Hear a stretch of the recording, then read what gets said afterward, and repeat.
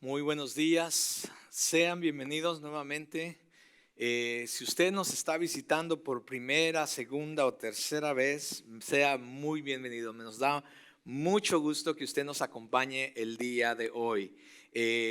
Somos una iglesia, tenemos un par de años que hemos comenzado la parte en español y nos da mucho gusto tenerle entre nosotros. Los que ya también tienen aquí 2 años, 3 años, no sé. Bienvenidos también, esta es su casa, es la casa del Señor y por supuesto es la casa de todos. Hoy continuamos nuestra serie del libro de Efesios. ¿Cuántos de los, estamos a la mitad de esta serie, exactamente a la mitad? Entonces dice, si ya tenemos enero, febrero, marzo, ¿estamos en marzo? Febrero, 2 meses. Quiere decir que nos faltan como un par de meses más, ¿no? Si estamos a la mitad. Pero ¿cuántos han aprendido algo? ¿Sí? Bueno, gracias a Dios, Francisco ha aprendido algo. Gracias, hermanos. Algunos han aprendido algo. Espero que puedan los demás también aprender algo. Que juntos podamos aprender. Pero no solamente aprender. Déjenme hacerles una segunda pregunta. Porque los primeros 3 capítulos ha sido todo esto de como grandes cosas que a veces son difíciles de entender porque es toda la doctrina, la teología, la enseñanza de lo que Pablo nos está diciendo que Dios ha hecho por nosotros, ¿cierto? Entonces, pero ahora comenzamos en el capítulo 4 y como yo he venido diciendo, les he venido, ¿cómo se dice? Warning, Wow, diferentes traducciones. Como les he venido preparando, el 4 en adelante es la parte práctica. En otras palabras, Pablo dice, esto es lo que Dios ha hecho por ti. Estabas muerto en tus delitos y pecados. No tenías ninguna esperanza de tener una relación con Dios. Estabas condenado para ir directamente a una condenación por la eternidad lejos de Dios. No había manera que tú pudieras hacer nada, dice Pablo. Pero Dios, en su infinita misericordia y en su infinita gracia, dice que vino, nos dio vida, nos rescató, nos perdonó y nos vino a ser parte de una familia. Dice que rompió todo aquello que era en enemistad con Dios para que tuviéramos acceso al Padre, nos adoptó como hijos y si también quebró lo que existía también entre ustedes para que vinieran a ser una familia, dice Pablo en los primeros capítulos. Todo esto lo ha hecho Dios simplemente porque te amó, simplemente porque le plació a Él y dijo, yo quiero salvar y adoptar a William para que sea mi hijo y tenga una relación conmigo. Todo eso mandó a su hijo, parte del plan era mandar a su hijo unigénito para que él muriera en la cruz por nuestros pecados. Alguien tenía que pagar por nuestros pecados y él pagó a través de su sangre, a través de su muerte. Jesús pagó por nuestros pecados para que tú fueras perdonado y tuvieras nuevamente una relación con Dios el Padre. Él no solamente murió, pero también resucitó para darnos una esperanza, la esperanza que un día estaremos todos juntos con Dios. Todo eso Él lo hizo por gracia, por amor a ti. Porque no hay nada que tú podías hacer ni puedes hacer para ganarte la salvación que solamente es a través de Cristo Jesús. ¿Ok? Y ahí estamos. Perdón. Y entonces termina Pablo el capítulo 3 de toda esta explicación de lo que Dios ha hecho diciendo, ahora déjenme orar por ustedes. Porque esto no va a poder suceder en sus vidas, ni lo van a poder realmente comprender a menos que ustedes sean llenos de la plenitud de Cristo. Que realmente Cristo habite en ustedes para que entonces la vida que Él nos quiere dar sea reflejada también hacia afuera. ¿Cierto? Ahí nos quedamos la semana pasada, ¿cierto? Entonces Él habló de cómo sucede esto. Y una vez que ora, entonces entra al capítulo 4. Y el capítulo 4 entonces comienza de una manera práctica de cómo esta vida, por todo lo que Dios ha hecho por ti y por mí, entonces dice Él, así es como ustedes deben de vivir y reflejar esta vida. ¿Están listos? Porque de aquí para adelante se trata de eso. ¿Sí? All right. Abróchese sus cinturones. Porque hoy comenzamos en el capítulo 4. Y Él comienza, ya que Él nos ha puesto o hecho parte de una familia que se llama la iglesia, Pablo comienza hablando de aquí y cómo de aquí hacia afuera va a empezar a impactar nuestros matrimonios, nuestras familias, etcétera, etcétera, etcétera. Nuestros trabajos, va a hablar de eso también. Pero dice, pero déjenme primero explicarles, dice Pablo, primero déjenme decirles cómo se tiene que ver aquí en la iglesia, ¿ok? Porque muchas divisiones de la iglesia, mis amados, ¿usted sabe lo que es una división? Una división es cuando hay un cuerpo como estos, pero de repente se levanta un grupo que no está de acuerdo con algo, con otra cosa, y entonces la iglesia se divide. ¿Alguien ha experimentado eso? ¿Una iglesia dividida? Wow, varios. Nosotros experimentamos una iglesia dividida. Hace muchos años estábamos jóvenes, éramos parte de una iglesia y bueno. Y muchas de las divisiones de la iglesia parecen ocurrir o pareciera que ocurrieran por disputas teológicas. Pero hoy en día, mis amados, esa no es la razón principal, el por qué las iglesias se dividen. En el pasado, las cuestiones doctrinales y las enseñanzas heréticas eran el por qué las iglesias se dividían. Esa era la principal razón. Pero los años han ido cambiando esa situación y pareciera que hoy ese no es el problema. Eso no es lo que hoy en día divide a las iglesias. No es la causa principal de los conflictos dentro de la iglesia. Una iglesia que está al borde de una división, mis amados, pudiéramos pensar que quizás está pasando por alguna situación o peleando por temas controvertidos que tienen que ver con doctrinas. Pero en realidad, cuando vamos a la raíz realmente de los problemas, es una lucha prolongada de quién tiene el poder y quién tiene la razón. El choque o la oposición entre personalidades, ideas, intereses, deseos personales de individuos con una voluntad fuerte es lo que está destrozando las iglesias hoy en día. Hace un tiempo atrás Dios me dio la oportunidad de ser parte de una asamblea de pastores hispanos en el área de Houston. Y me di cuenta de muchas cosas que estaban pasando en las iglesias, al grado de que mejor preferí no ser parte de esa asamblea. Pero una división de la iglesia generalmente, mis amados, encuentra sus raíces no en la pasión por alcanzar a muchos para Cristo. Una división de una iglesia no encuentra sus raíces no en la pasión de discipular más personas para que se parezcan a Cristo. No está en la pasión de querer alcanzar e impactar a la ciudad, sino más bien está en la pasión por hacernos a nosotros mismos el centro de una búsqueda egoísta.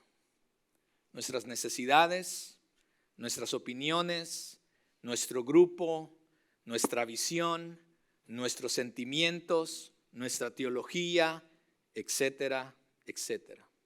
Es el factor yo, el egocentrismo, mis amados, y la mentalidad individualista las que causan una división en una iglesia.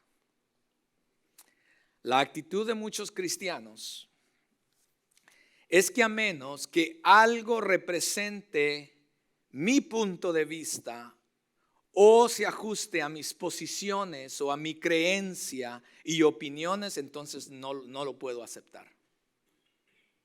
Y esto, mis amados, daña mucho a muchas iglesias. Por eso, hoy Pablo nos va a hablar de cómo se ve esto, cómo todo aquello que Dios ha hecho por nosotros, cómo se ve, comenzando aquí dentro de la iglesia. ¿Está listo? Efesios 4, del 1 al 6. La palabra del Señor dice: yo pues, prisionero del Señor, les ruego que ustedes vivan de una manera digna de la vocación con que han sido llamados. Que vivan con toda humildad y mansedumbre, con paciencia, soportándose unos a otros en amor, esforzándose por preservar la unidad del Espíritu en el vínculo de la paz. Hay un solo cuerpo y un solo Espíritu, así como también ustedes fueron llamados a una misma esperanza de su vocación.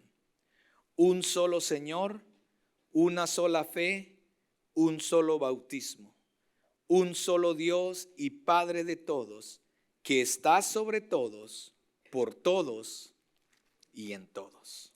Oremos. Amado Dios, yo te doy gracias en esta mañana, gracias por tu palabra.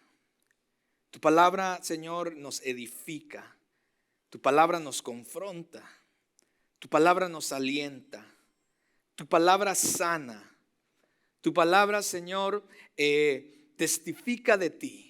Tu palabra nos guía hacia tu voluntad. Tu palabra nos muestra al Padre para conocerle. Tu palabra, Señor, nos transforma. Por eso, Señor, te pido en esta hora que tú nos ayudes en nuestro pensamiento y en nuestro corazón, para que podamos, Señor, no solamente comprender y entender lo que tú nos vas a hablar hoy, pero, Señor, realmente permitir que tu palabra llegue a nuestro corazón y que dé fruto, y ese fruto sea expresado a través de nuestra manera de vivir, a través de nuestra manera de pensar, a través de nuestra manera de hablar. Ese es mi deseo, Señor, y yo sé que ese es tu deseo al hablarnos a través de tu palabra. Te ruego, Señor, como siempre, que no sean mis palabras, mis pensamientos, mis ideas, mis emociones. Señor, hazlas a un lado. Me aparto, Dios, para que a través de tu Espíritu Santo seas tú hablándonos a través de tu palabra y nos enseñe, comenzando conmigo mismo. Porque yo, de igual manera que cada uno de los que estamos aquí, necesito de ti. En Cristo Jesús yo oro y te doy gracias. Amén y amén. El primer punto, el que los quiero llevar, mis amados, es mi manera de vivir no determina mi posición en Cristo, pero mi posición en Cristo determina mi manera de vivir. Obviamente Pablo está preocupado por la unidad de la iglesia, porque comienza hablando de esta unidad. O sea, ya habló de la teología, de todo lo que Cristo ha hecho por nosotros. Pero ahora va a hablarnos de una manera práctica en cómo esto se ve. Ahora, quizás algunos están viendo el punto, dicen, mi manera de vivir no determina mi posición. Déjeme explicarle para que no se vaya saliendo aquí diciendo, entonces puedo vivir como yo quiera. No, déjeme explicarlo para que no me saque fuera de contexto. Pablo comienza rogando que vivamos una vida digna, dice él, que vivamos una vida digna del llamado que hemos recibido de Dios. Cuando Pablo escribe sobre este llamado, me parece que una vez está tratando de recordarnos todo lo que hemos visto en los últimos 2 meses. Eso es a lo que él se está refiriendo en cuando él dice al llamado. A eso, que seamos dignos de ese llamado, que seamos dignos de esa vocación a la cual que seamos dignos por lo cual Dios murió por ustedes. Todo lo que ha hecho Dios por nosotros, dice él. Ahora ustedes necesitan comenzar a vivir de una manera que son dignos de todo esto que Dios ha hecho. Todo esto junto tiene que ver con nuestra posición en Cristo, mis amados. Todas las bendiciones espirituales que él habló del 1 al 3, 100% son el resultado de lo que él ha hecho por nosotros. Ni una sola cosa que nosotros hayamos podido hacer o podamos hacer nos posiciona o nos da el don de gracia o el don de la salvación que es a través de Cristo Jesús. Todo ha dependido de la persona de Cristo y no de nuestra persona. Todo eso ya lo hemos aprendido. No hay absolutamente nada que tú y yo podamos hacer, mis amados, para ganar o merecer todo lo que Dios ha hecho por ti o por mí. Es muy claro que en mi vida, mi comportamiento no determina mi posición con Dios, porque fue lo que Jesús hizo por mí que me dio esa posición con Dios. Yo no vine a ser hijo de Dios por mi comportamiento o por mi vida, ya sea malo o bueno. Simplemente a Dios le plació un día salvarme, extenderme de su gracia para hacerme su hijo. ¿Sí? ¿Está conmigo? Nada de lo que éramos o hacíamos determina la posición que ahora tenemos con Dios. Él simplemente le plació en su voluntad amarnos, elegirnos para ser rescatados, para ser salvados y ser parte de sus hijos y de su familia, que es la iglesia. Ahora bien, la palabra que Pablo usa aquí cuando dice que seamos dignos, esa palabra digno proviene de la raíz que significa equilibrar la balanza. Equilibrar la balanza. Esto se puede llegar a aplicar a cualquier cosa que se espera que corresponda a otra. Déjeme explicarlo. Por ejemplo, una persona que recibe un salario es digna de ese salario porque se ha esforzado para trabajar muy fuerte durante la semana para recibir ese pago. ¿Me está entendiendo? Cuando alguien recibe algo es porque es digno, porque se ha esforzado, ¿cierto? Entonces, cuando alguien recibe el pago, cuando usted recibe su chequecito, usted dice, wow, qué bueno que recibí mi cheque porque he trabajado muy duro. Ahora, quizás no sé si habrá personas que no son dignas de su salario, quizás ya no han hecho bien el trabajo, yo no sé. Pero cuando alguien dice que es digno de algo es porque se ha esforzado. Ahora, tú y yo no nos esforzamos para ganarnos la salvación. Pero ahora Pablo va a decir, pero ahora que ya Dios les ha dado todas estas riquezas espirituales, todas estas bendiciones, ahora es necesario que ustedes sean dignos de recibir, porque Dios, todo lo que Dios ha hecho por ustedes, ahora vivan dignamente por todo lo que Dios ha hecho. En otras palabras, correspondamos a lo que Dios ha hecho por nosotros. ¿Me va siguiendo? No lo quiero confundir. Entonces Pablo nos está instando a vivir nuestras vidas de tal manera que estén en equilibrio o que correspondan al llamado que Dios ha hecho en nuestras vidas o que se nos ha dado. Eso es lo que Pablo está diciendo.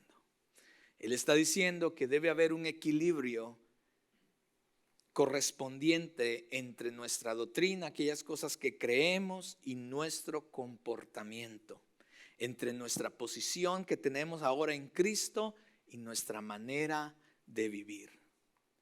No podemos decir que somos cristianos cuando no estamos viviendo de acuerdo a lo que significa ser un cristiano, en otras palabras. Porque hay algunos cristianos, mis amados, que por naturaleza son intelectuales, aman los libros, les gusta leer mucho, disfrutan el estudio, se deleitan en la exposición de los grandes pasajes doctrinales de la Biblia, etcétera, etcétera. Y esto es una cosa buena, no es malo. Pero ¿de qué sirve llenarnos la cabeza de solamente teología y buena doctrina? Y entre paréntesis, esta es una iglesia que una de las cosas que queremos ser es una iglesia que enseña la sana doctrina, la verdad completa de la palabra de Dios.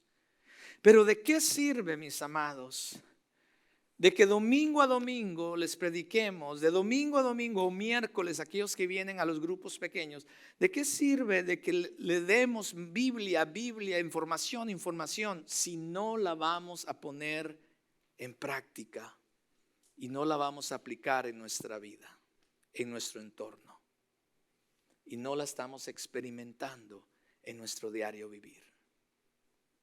Por otro lado, hay otros cristianos que principalmente se están orientados a solamente experimentar ciertas aplicaciones. Quieren experimentar el poder de Dios, quieren experimentar el mover del Espíritu. Se centran en los dones espirituales, el ejercicio de ellos, viene a ser la centralidad de sus vidas. Se emocionan con las historias de los milagros, quieren practicar y espiritualizar ciertas cosas o dichos que creen que van a mover el poder de Dios. Pero la mayoría de veces cuando actuamos de esa manera también, cuando eso no tiene un fundamento doctrinal, muchas veces eso nos lleva, mis amados, a la aberración, o estamos muy lejos de la verdad de la palabra de Dios. Entonces, por un lado, unos quieren solamente enfocarse en lo que es la teología y las grandes enseñanzas sin ponerla en práctica, y otros solamente quieren practicar ciertas cosas sin la doctrina y el fundamento correcto de las Escrituras, que tampoco los lleva a ninguna. Las dos, ni una ni la otra, sino que las dos están en un error o pueden llegar a estar en un error. Porque la doctrina, mis amados, sin la aplicación, conduce a una amarga ortodoxia, ¿cierto? Cuando solamente tenemos la teoría o una buena información de las verdades de la palabra de Dios, pero no hay ninguna vitalidad práctica en la vida. Por otro lado, solamente la aplicación o las experiencias sin una sana doctrina nos conduce solamente o promueve nuestras emociones y sentimientos, y a menudo van en una dirección contraria a las Escrituras. Lo que necesitamos son ambos. Es lo que enseña la palabra del Señor. Debemos dar importancia a la doctrina como fundamento, porque son las doctrinas como la doctrina de Dios, de Jesucristo, el Espíritu Santo, el hombre, la salvación, etcétera, etcétera. Porque de ahí, de esas doctrinas brotan entonces la dirección de cómo debemos de vivir la vida cristiana. Al mismo tiempo, debemos dar importancia a la aplicación y la experiencia, mis amados, ya que es el resultado de esta doctrina que estamos entendiendo y la prueba de la transformación en nuestras vidas. Entonces, el principio tiene mucho que ver con el mantener la unidad de la iglesia, porque el hecho que todos tenemos una posición común en Cristo es ciertamente un factor que tenemos que tomar en cuenta para la unificación de la iglesia. Todos somos miembros juntos de este cuerpo por lo que Jesús ha hecho por nosotros. Y eso debería ser la fuerza que nos empieza a impulsar a buscar la unidad, para preservar la unidad de la iglesia. Porque Punto número 2, porque mis actitudes no crean la unidad, pero mis actitudes preservan o destruyen la unidad de la iglesia. Pablo continúa diciendo que algunas actitudes son cruciales si vamos a poder vivir este tipo de vida como iglesia, como cuerpo, como familia que somos en Cristo. Nuevamente, ambos lados de este segundo principio son importantes de ver. Pablo deja muy claro que nosotros como seguidores de Cristo, mis amados, no somos responsables de crear esta unidad. No podemos crear, eso es lo que Cristo vino a hacer. Cuando Él vino a morir por un pueblo, ¿cierto? Un pueblo escogido que ahora Él puso junto. Él trajo de muchas naciones, de muchos pueblos, no solamente judíos, pero ahora también gentiles. De dos, dice, vino a ser un solo pueblo, ¿cierto? Entonces Él vino y nos puso juntos y creó la familia que hoy llamamos iglesia. Déjenme recordarles lo que dice Efesios 2, 14 y 15. Dice, porque Él mismo es nuestra paz y de ambos pueblos hizo uno, derribando la pared intermedia de separación, poniendo fin a la enemistad en su carne, la ley de los mandamientos expresados en ordenanzas, para crear en Él mismo de los dos un nuevo hombre, estableciendo así la paz. Eso es lo que Cristo hizo. Cristo vino a crear la unidad de su pueblo. Cristo vino a crear la familia, de los dos pueblos hizo un pueblo. Eso lo hizo Cristo.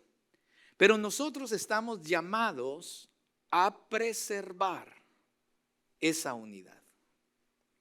Nosotros estamos llamados a preservar esa unidad. Nuestra responsabilidad como seguidores de Cristo, como cristianos, es meramente preservar lo que Jesús ya estableció, la iglesia, su cuerpo. Y basado en este contexto de lo que Pablo está hablando, este concepto se aplica tanto a la iglesia en general, o sea, alrededor del mundo, todos somos uno, hermanos, pero también se aplica específicamente al cuerpo local. En este caso, se aplica a Crossroads, mis amados. Aunque no podemos crear la unidad, nuestras actitudes y acciones trabajan para preservar esa unidad o conducen para la destrucción de esa unidad.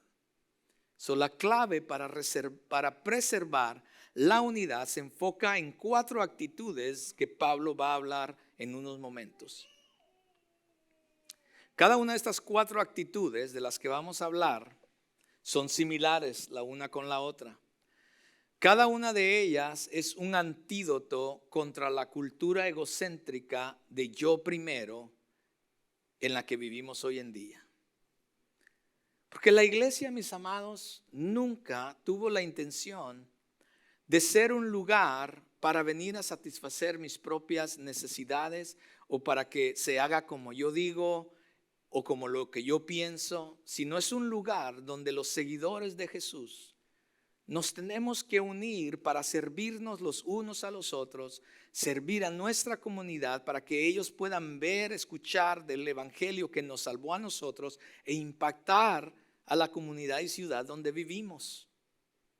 Eso es el propósito de ser una iglesia.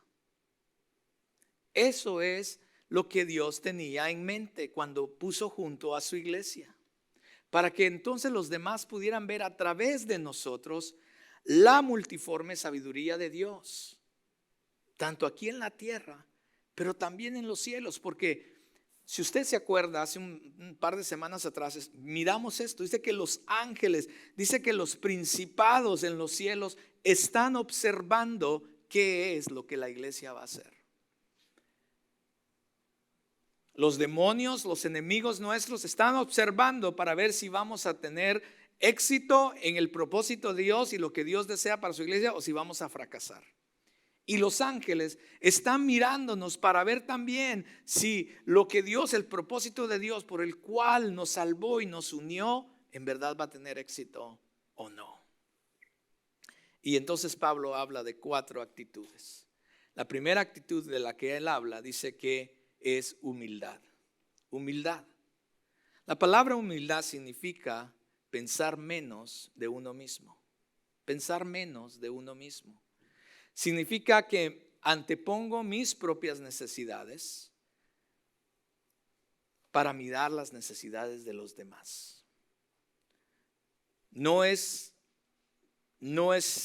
la rendición de un hombre débil, sino el rechazo de mi egoísmo y la determinación de una persona en preocuparse activamente por las necesidades e intereses de los demás. Eso es humildad. El mejor ejemplo de humildad, por supuesto, es Jesucristo. Pablo lo describe en Filipenses 2. Él, siendo igual a Dios, no fue algo que él dijo: yo soy igual a Dios, yo no voy a ir a morir por los humanos. ¿Qué es eso? No, yo soy glorioso Dios aquí en los cielos. Él no dijo eso, sino cuando se vio la necesidad de que alguien tenía que pagar por el pecado de la humanidad, Cristo dijo: yo voy y pago antepuso las necesidades de la humanidad antes que las de él mismo. Y cuando él vino, se hizo hombre, dice, habitó entre nosotros. Él pudo haber sido un hombre poderoso, pero sin embargo no lo hizo. Sino dice que fue un hombre humilde, un siervo, tanto que se dio hasta la muerte, y la muerte más tremenda y más vergonzosa que existía en ese tiempo. ¿Por qué? Por nosotros, porque él antepuso nuestra necesidad primero. Ese es el ejemplo que Jesús nos da de humildad. Una iglesia que está llena de personas para satisfacer las necesidades de los demás, mis amados, es un lugar, en lugar de enfocarse en sus propias necesidades, va a ser un lugar o una iglesia que no va a tener problemas en mantener la unidad. Cuando cada uno de nosotros empecemos a tener esta misma mente de Cristo y empecemos a desarrollar esta actitud de humildad, si cada uno hacemos eso, no vamos a tener problemas en mantener la unidad. Ahora bien, hay que hacer un paréntesis. Tengamos cuidado con la falsa humildad, porque la falsa humildad existe. La falsa humildad es a veces ese tipo de personas, estoy hablando de la iglesia, que que muchas veces hacen algo no por darle la gloria a Dios, sino para ser visto por los demás. Ese tipo de personas que cuando tú le dices: wow, qué bárbaro, qué bien hiciste eso, qué bárbaro, qué bueno, qué bien serviste a esa familia. De repente es el tipo de persona que quiere espiritualizar todo y los escuchas diciendo: es para la gloria y la honra del Señor. Cuidado, no estoy diciendo que todas las personas que dicen eso es una falsa humildad, pero cuidado, porque cuando hay una falsa humildad se quiere reflejar de esa manera. Por supuesto que es para la gloria. ¿Por qué otra razón lo haríamos? Por supuesto, tiene que ser para la gloria y la honra del Señor. O si no, es el tipo de persona cuando tú le dices: wow, qué bien, wow, Jano, qué bárbaro, cómo lideras el grupo de primera impresión, ¿no? Es el tipo de persona que dice: ay, pastor, ¿tú crees? Yo creo que no soy bueno para nada. No, mi hermano, Dios te ha dotado, qué bárbaro, no, Dios te está usando de grande manera. Bueno, es una falsa humildad, mis amados, porque lo único que quiere, y no estoy hablando de Jano no es así, porque lo único que quiere es que le sigas diciendo: no, tú eres, no, qué bárbaro. ¿Sí me doy a entender? Esa es una falsa humildad. Una falsa humildad, mis amados, es cuando llegas a un lugar y hay cierto ministerio o iglesia, y cuando llegas dices: wow, cuéntame de tu iglesia. Y empiezan a decir: no, olvídate, tenemos un pastor, no ese pastor, el pastor aquí, el pastor allá, el pastor. Hermanos, ¿Y dónde está Dios? Cuando la centralidad de un ministerio o de una iglesia es la personalidad de alguien, está mal. Porque le estamos robando la gloria a Dios. Y créame, Dios no va a permitir eso. Porque no le podemos quitar la gloria a Dios. Esa es una humildad falsa. Tengamos cuidado con eso, mis amados. Cuando hagamos algo por Dios o en el nombre de Dios, asegurémonos que en verdad le estamos dando la gloria a Él. Mi deseo, mis amados, es que las personas salgan de este lugar diciendo: qué maravilloso Dios tienen ahí en Crossroads. Qué gloriosa, wow, qué glorioso Dios del que se cantó hoy. ¿Quién cantó? ¿Quién sabe? Un chavo ahí con un pelos parados y skinny jeans. Yo no sé quién es, pero qué glorioso Dios del que se cantó. Qué maravilloso es el Dios del que se predicó. Y pues ¿quién predicó? ¿Quién sabe? Un señor ahí mexicano, yo no sé quién es, pero qué maravilloso Dios. Porque en todo lugar, mis amados, debe darse la gloria al Señor primeramente. Entonces, seamos humildes para que Dios se lleve en verdad la gloria, y seamos humildes al poner a los demás antes que a nosotros mismos. Segunda actitud de la que Pablo habla aquí es la mansedumbre. Esta palabra podría traducirse como gentileza. Y también ahorita voy a explicar otra connotación que la Biblia hace de esta palabra. Lamentablemente, cuando se escucha la palabra mansedumbre en la sociedad en que vivimos, en la cultura, da una connotación de debilidad. Eres manso, pues quizás eres menso. Pero no, mansedumbre es todo lo contrario. Cuando la vemos, lo que realmente significa a la luz de la palabra, Jesús la usó varias veces. La usó cuando nos dice en Mateo 5 que necesitamos, bienaventurado el manso, ¿cierto? Él mismo se llamó manso. Él dijo, lleven mi yugo que es fácil de llevar, dice, e imíteme porque yo soy ¿qué? Manso y humilde, dice Jesús. Ciertamente Jesús no era un hombre débil, ¿cierto? Era Dios, es Dios. Entonces, mansedumbre realmente quiere decir tener el poder que tienes bajo control.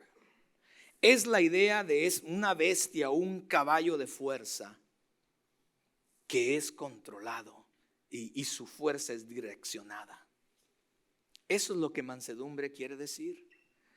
Y una de las actitudes que debemos de tener como iglesia, cada uno de nosotros, es que debemos de buscar cómo ser mansos o desarrollar esta actitud de mansedumbre en nosotros.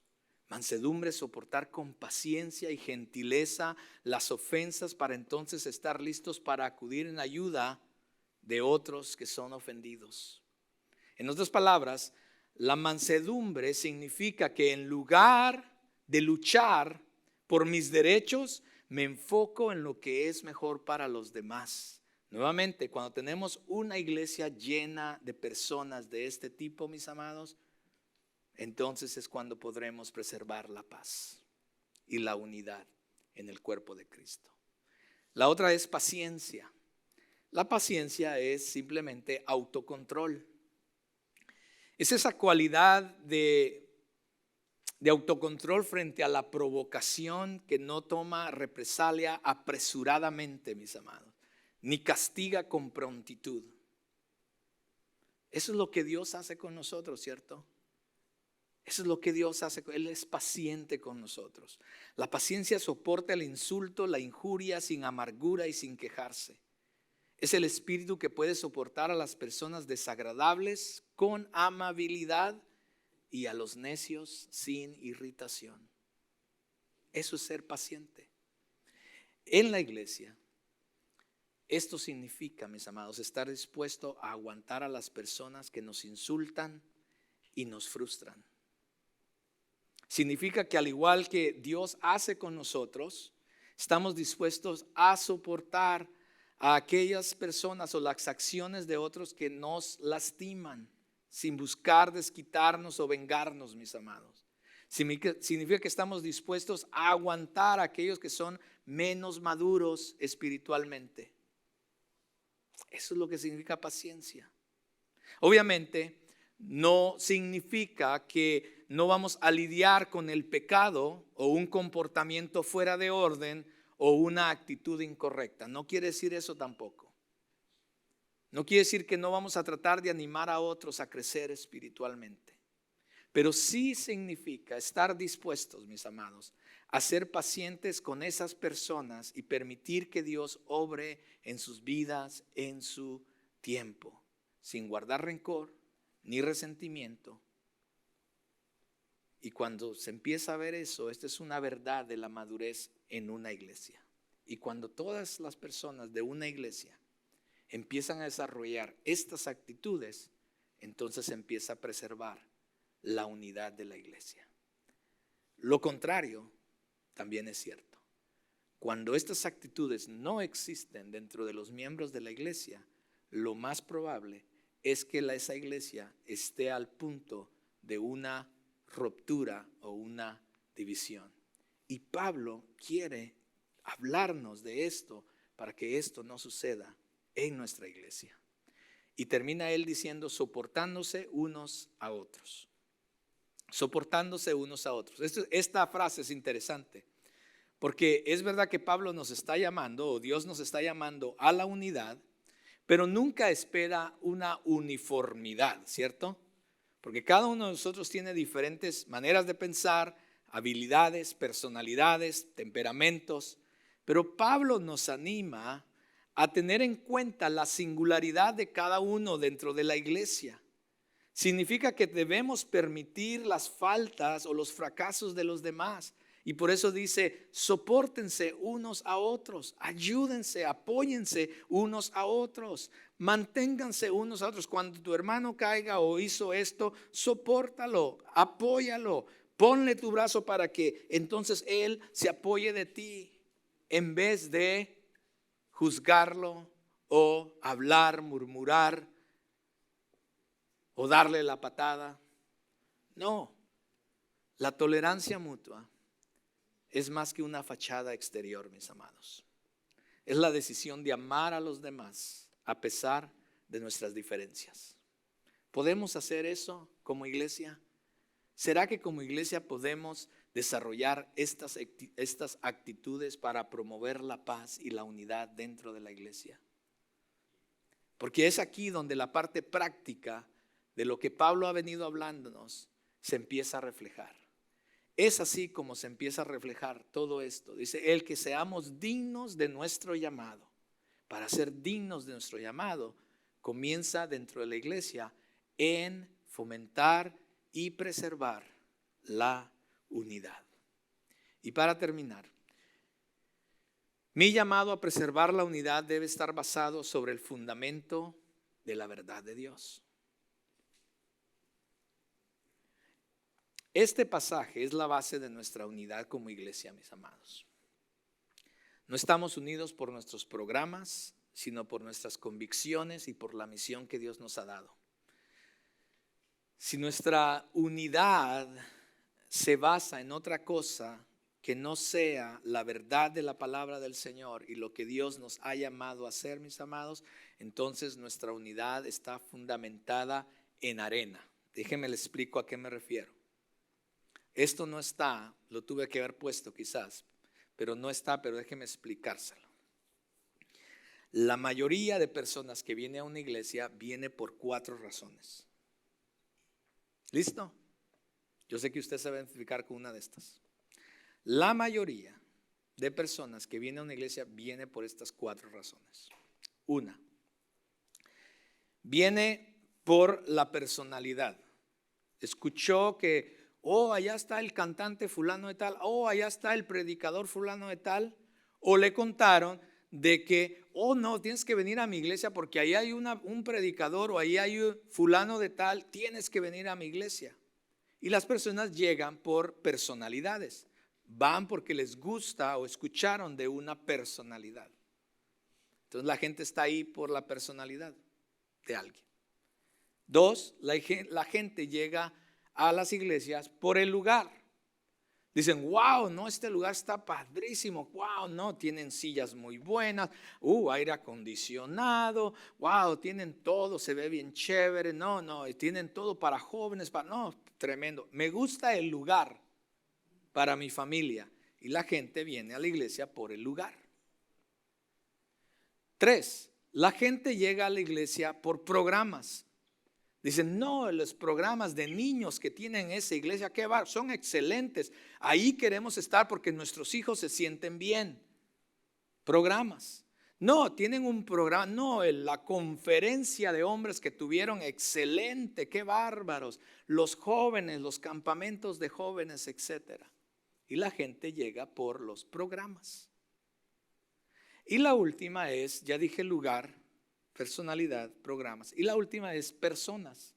Es las personas que tú conoces dentro de esa iglesia. Quizás tu amigo viene a esa iglesia. Dices, no, mi amigo viene a esa iglesia y no, ahí está. Y no, mi amigo me invitó y aquí estoy. No, mi papá o mis hijos van a esa iglesia y aquí estamos. Y bueno, pero yo te voy a decir, esas 4 cosas, está bien, no hay nada malo con venir o llegar a una iglesia por estas 4 razones. No hay nada malo.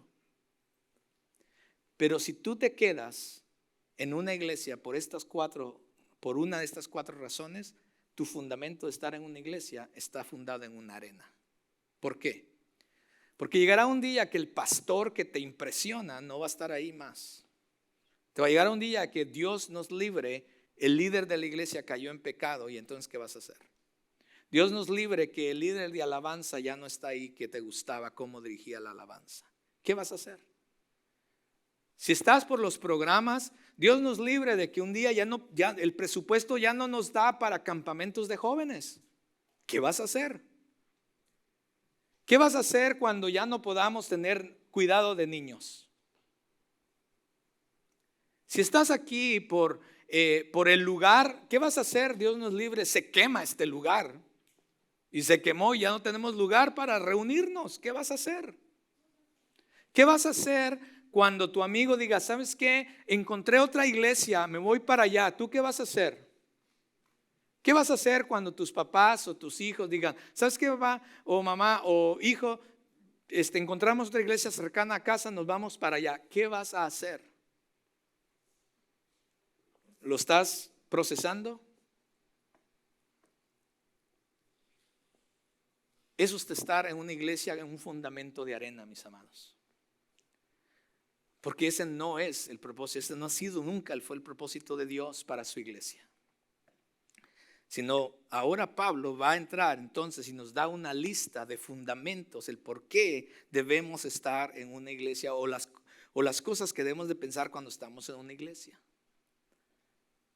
La razón por la que si tú estás en Crossroads, es porque Dios te ha puesto aquí y Dios le ha dado una visión a esta iglesia para entonces juntos alcanzar la visión. Si tú no estás aquí por la visión y estás aquí por los programas, lo más probable es que cuando ya no tengamos programa de jóvenes te vas a ir de esta iglesia.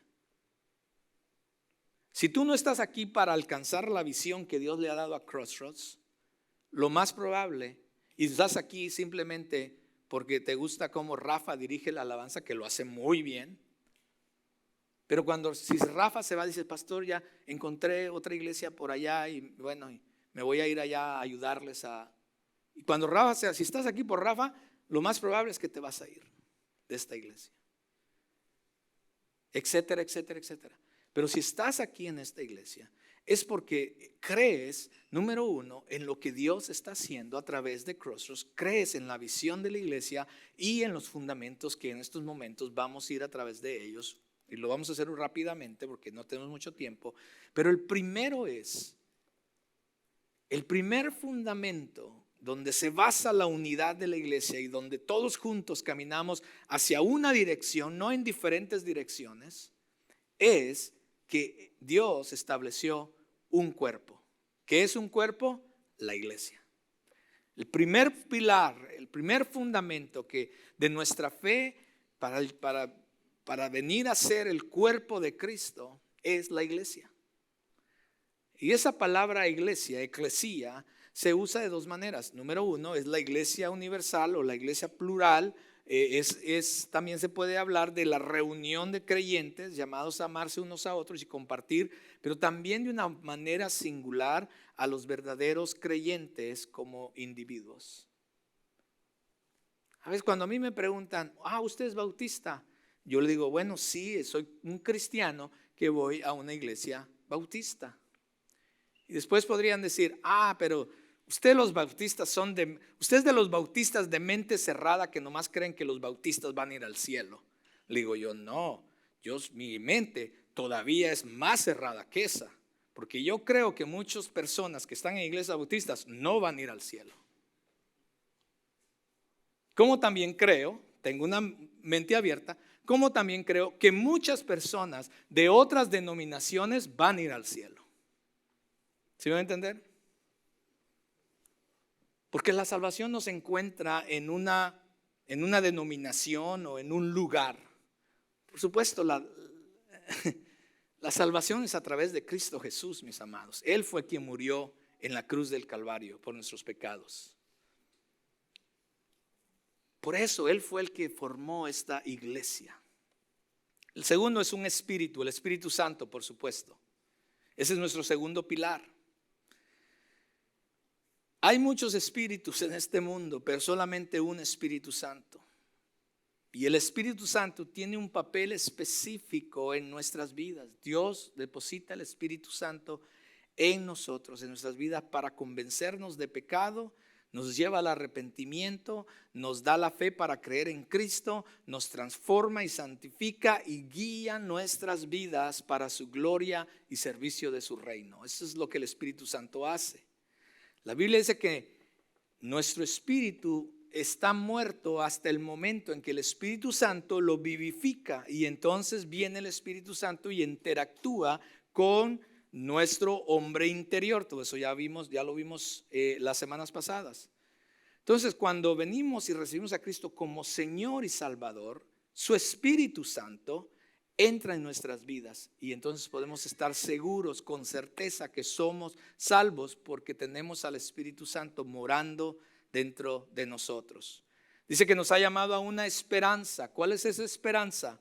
El regreso de Cristo. Este es nuestro tercer pilar, mis amados, de unidad, porque tenemos una esperanza centrada en el regreso de la venida de Cristo. Él dice que Él va a regresar. Jesús dijo que Él iba a regresar.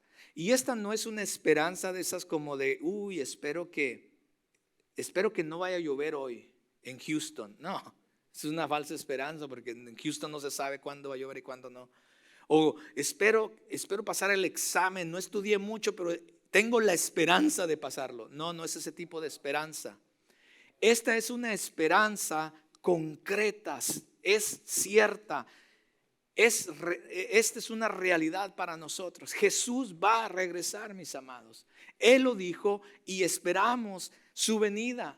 Es más, y quizás no suceda en nuestra generación, pero de que va a venir. Santiago lo dice, que esta esperanza del regreso de Cristo es lo único por lo que vale la pena vivir. ¡Wow! Así de grande es esta esperanza que debemos tener como cuerpo, como iglesia de Cristo.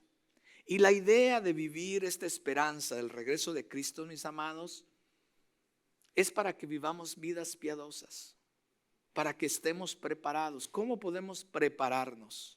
Bueno, número uno, por supuesto, es que cada uno de nosotros tengamos una relación con Dios.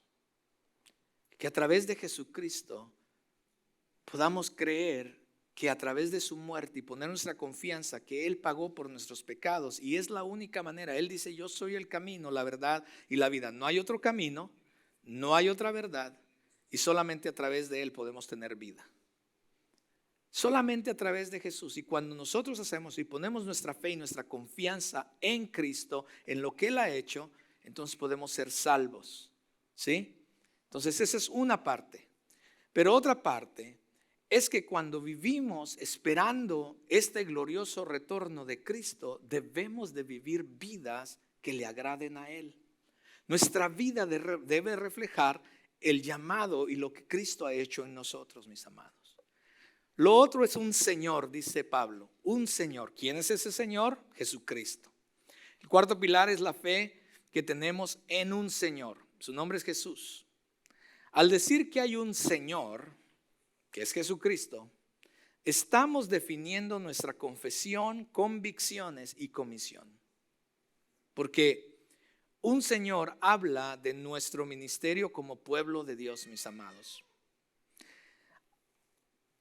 Pero cuando hablamos de un Señor, es la persona que está en mando, ¿cierto? Y si le vamos a decir que Jesús es el Señor de nuestras vidas, no podemos tener a Jesús, el Señor, en una caja de domingo. Porque debe ser el Señor de lunes, de martes, de miércoles, en cada una de nuestras actividades, decisiones que tomamos en nuestras vidas, en nuestras familias, en nuestras casas, en nuestro trabajo y donde quiera que estemos. En cualquier lugar y en cada momento, Jesús debe realmente ser el Señor de nuestras vidas. La otra es una fe, la verdad que creemos. Este es el quinto pilar. Esta es la verdad establecida como el único medio de revelación de Dios para nosotros. Se nos fue dado a través de Cristo, a través de los profetas, a través de los apóstoles, y hoy podemos poner nuestra fe en la verdad que es la palabra de Dios, mis amados. Este debe ser uno de nuestros pilares. Si nosotros no estamos conociendo la verdad de la palabra de Dios, vamos a ir, dice, como hoja del viento, llevado de un lugar para otro, porque nuestra fe no está basada en la verdad de la palabra, sino en lo que venga, en lo que nos digan. Yo siempre les digo aquí, cada vez que enseño, mis hermanos, no le crean al pastor Carlos. Si usted nomás me escucha y con eso se va y dice, creyendo que todo lo que dijo el pastor Carlos es verdad. Ahora, trato de que todo lo que yo digo es verdad, no me tome a mal, no diga, no, sí, el pastor Carlos. Sino que vaya usted y continúe escudriñando, estudiando la palabra de Dios, porque no hay otra verdad más que la palabra de Dios. Una fe, una verdad. Un bautismo, dice. Este bautismo es la conversión espiritual. Este es el sexto pilar. Pablo está hablando aquí de nuestro bautismo espiritual, mis amados. No está hablando del bautismo en el agua, que por cierto, Samantha hoy se bautizó. Dele un aplauso a Samantha. Felicidades. Felicidades por eso. Ese es un paso de obediencia en el camino del Señor.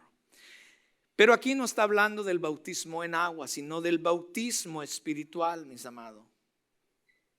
¿Cómo pasa esto?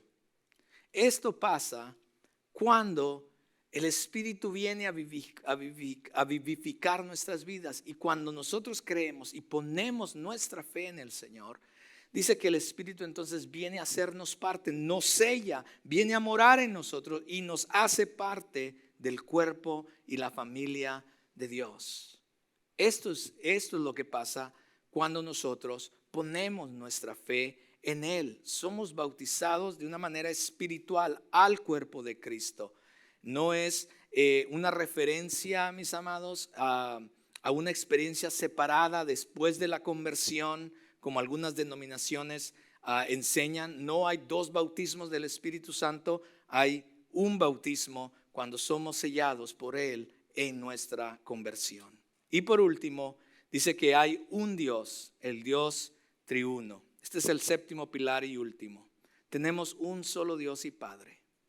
Nuestra unidad se enfoca en última instancia en nuestro Padre Celestial. Si no hubiera otra razón de celebración, de unidad, sería el celebrar que todos tenemos un Padre, que es el Padre de todos, dice, y en todos. Somos hijos de la misma familia, mis amados, amando y sirviendo al mismo Padre. Ahora, Hemos abordado actitudes que necesitamos para preservar la unidad y los pilares del fundamento en nuestra unidad. ¿Cómo funciona esto?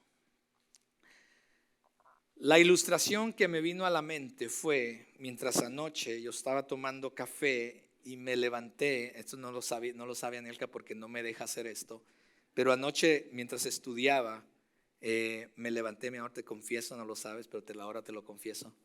Me levanté a echarle un poquito de azúcar al café y mientras yo le echaba el azúcar al café, lo tomé como ilustración a esto. Todo esto que acabamos de hablar trabaja como el azúcar con el café. Usted y yo somos los granos de azúcar.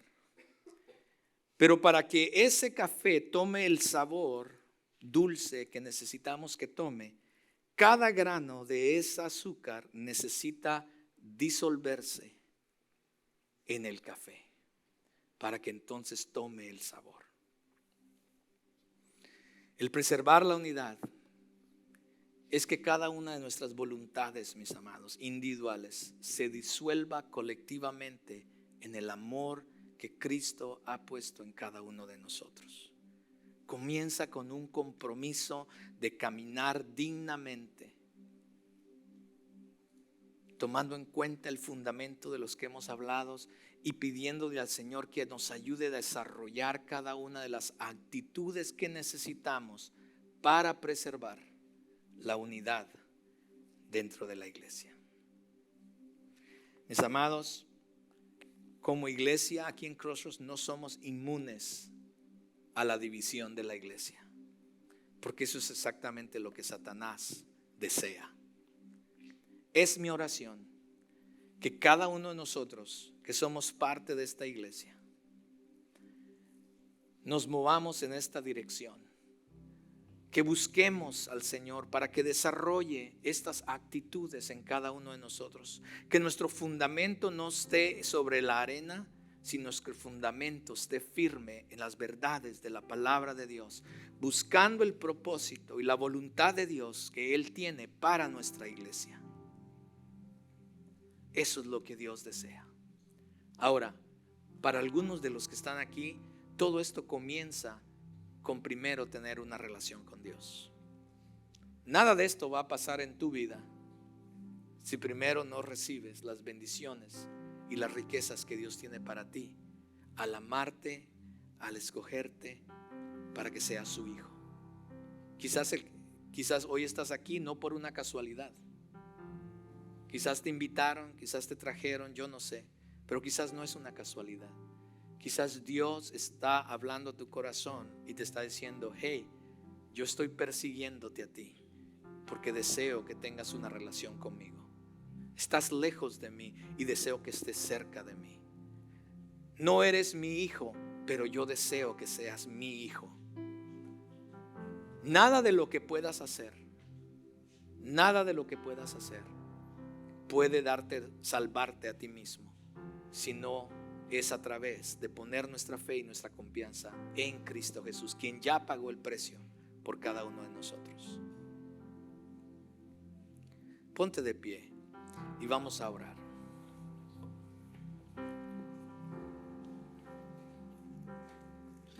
Amado Dios, yo te doy gracias. Gracias por este tiempo, Señor. Gracias por tu palabra. Señor, aquellas personas que quizás están aquí en este auditorio y no tienen una relación contigo, Padre, te pido que tu Espíritu Santo hable a sus corazones. Señor, de la necesidad que tienen de un Salvador, de un Señor. Tu palabra dice de que por cuanto todos hemos pecado, estamos lejos de tu gloria. No hay nada que nosotros podamos hacer. Pero tú nos amaste aún cuando estábamos en nuestros delitos y pecados. De tal manera tú nos amaste que enviaste a tu Hijo unigénito para pagar por nuestros pecados, para que todo aquel que en Él cree no se pierda, mas tenga la vida eterna. tú no viniste para condenar al mundo, sino para que el mundo fuera salvo por ti. Señor, te ruego que tú toques el corazón de las personas que están lejos de ti y que les atraigas a ti. Y aquellos, Señor, que tenemos una relación contigo, que hemos sido salvos por la fe, Señor, que ha sido impartida por el Espíritu Santo en nosotros, te pido que tú nos ayudes a desarrollar las actitudes de las que tú nos has hablado hoy. Una actitud de humildad, de mansedumbre, de paciencia, soportándonos unos a otros. Y que entendamos que nos has puesto en una iglesia, en un cuerpo local, en una familia, no para buscar lo que yo deseo o buscar o llenar mis propias necesidades, sino para cumplir el propósito eterno por el cual tú nos has puesto aquí. No por programas, no por personas, no por personajes, sino, Dios, para cumplir tu voluntad en nuestras vidas, a través de nuestras vidas, y que tu reino sea expandido y que tu nombre sea glorificado en tu iglesia, Dios. Cuando salgamos de este lugar y regresemos a nuestros trabajos con nuestras familias, cuando venga lunes, martes, miércoles, Padre, que en donde quiera que estemos podamos también poner en práctica estas actitudes de las cuales tú nos estás llamando a practicar.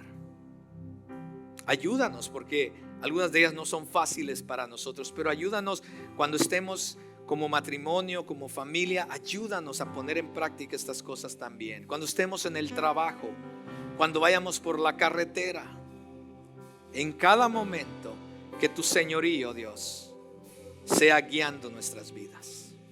Bendice a cada uno de mis hermanos, sus familias, guárdales, protégeles, en el nombre de tu Hijo amado Jesús. Amén y amén. Nos vemos la próxima semana.